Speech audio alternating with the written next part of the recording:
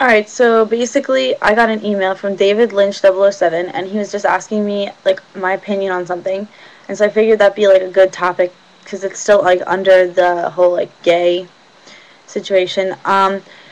One thing I want to bring up before I go on to his email is that what a lot of people don't realize is that there are benefits that come to marriage. For example, insurance. If your spouse dies, you get insurance money for that because obviously you have to pay for funeral, and now instead of it being two people in the household paying for the household, it's just one person paying.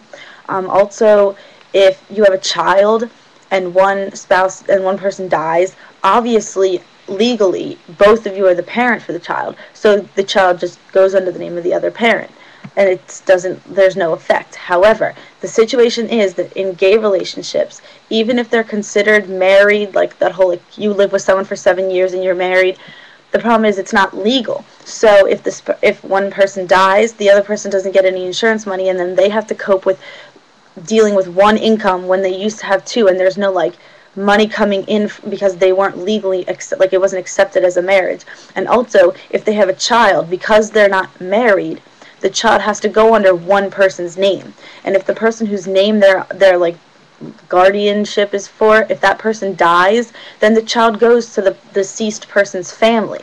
It doesn't go to the spouse because of the fact that, again, they're not legally married, and the other partner doesn't have any legal rights over the child because it wasn't, his name wasn't on like the guardianship, or her name wasn't on the guardianship. So then that person doesn't have guardianship over their own child, and that, again, that's unfair. And a lot of people don't realize that there are benefits to being married. A lot of people just think of it as, oh, it's just like two people coming together for the rest of your life. But there are legal like benefits to it that we are excluding these gay people from getting. So moving on to his email, he basically wanted to know my opinion on adoption.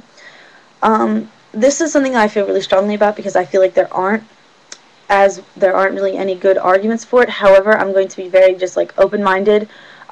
If you have any arguments that like I don't talk about, obviously if you feel free to email them to me so I can look at them. The only argument that I've ever seen is that gay people, if like having a child, that child is like affected because they're not growing up with one mom and one dad, and it could like mess them up at a young age because they're like seeing their parents, like a man and a man, or a woman and a woman kiss.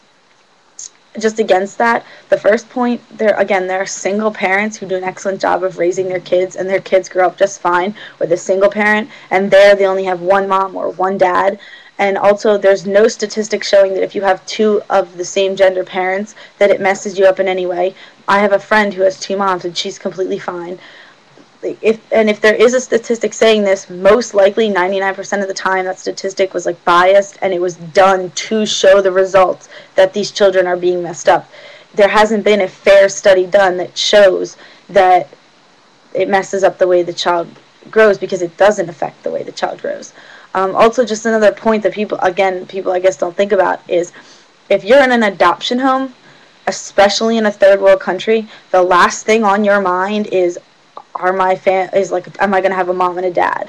You want to have a family. Like, you want to experience the love of having a family. Or in a third world country, you just want to know what it's like to be in like a good surrounding.